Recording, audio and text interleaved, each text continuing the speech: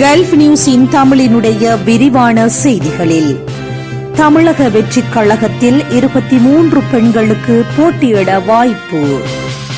தமிழக சட்டமன்ற தேர்தலில் தமிழக வெற்றிக் கழகம் சார்பில் 234 சட்டமன்ற தொகுதிகளில் போட்டியிட உள்ள வேட்பாளர்களை கட்சியின் தலைவர் விஜய் நேற்று ஞாயிற்றுக்கிழமை மார்ச் 29 அறிவித்தார். இதில் பெரம்பூர் மற்றும் திருச்சி கிழக்கு ஆகிய 2 சட்டமன்ற தொகுதிகளில் கட்சியின் தலைவர் விஜய் போட்டியிட உள்ளார்.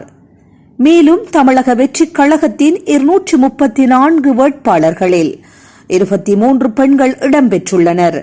அதாவது தமிழக வெற்றிக் கழகத்தில் 23 பெண்களுக்கு தேர்தலில் போட்டியிட வாய்ப்பு வழங்கப்பட்டுள்ளது.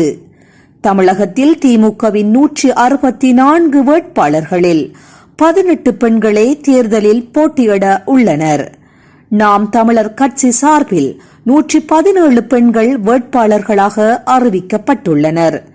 இதில் தமிழக வெற்றிக் கழகம் சார்பில் 8 பெண்கள் தனி தொகுதியிலும், ஜெயலட்சுமி என்பவர் ஏற்காடு தொகுதியிலும் போட்டியிட உள்ளனர்.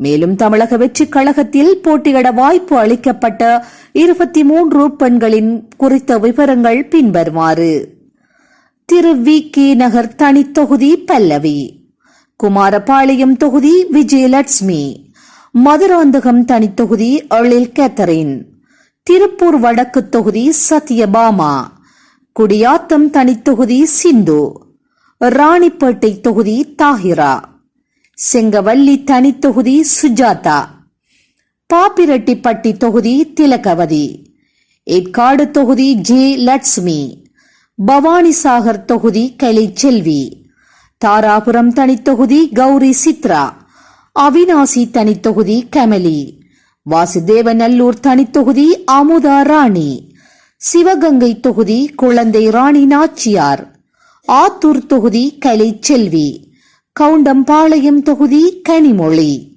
ஜேங்கொண்டம் தொகுதி கவிதா, வேடசந்தூர் தொகுதி நாகஜோதி, சிவகாசி தொகுதி கீர்த்தனா, முதுகுளத்தூர் தொகுதி மலர்விழி, ராஜபாளையம் தொகுதி ஜெகதீஸ்வரி, குன்னம் தொகுதி ரேவதி, பல்லாவரம் தொகுதி காமாட்சி ஆகிய 23 சட்டமன்ற தொகுதிகளில் 23 பெண்கள் வேட்பாளர்களாக அறிவிக்கப்பட்டுள்ளனர்.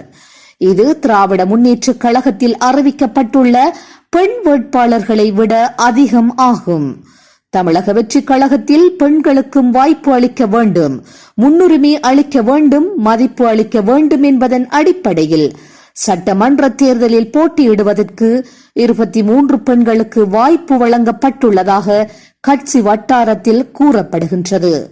இந்த வேட்பாளர்கள் அனைவரும் இன்று திங்கட்கிழமை மார்ச் 30 முதல் தங்களது வேட்பு மனுக்களை தாக்கல் செய்ய உள்ளனர். இதுபோன்ற விரிவான செய்திகளை உடனுக்குடன் நீங்கள் அறிந்து கொள்ள கல்ஃப் நியூஸின் தமிழினை சப்ஸ்கிரைப் செய்வதனூடாக அறிந்து கொள்ள முடியும்.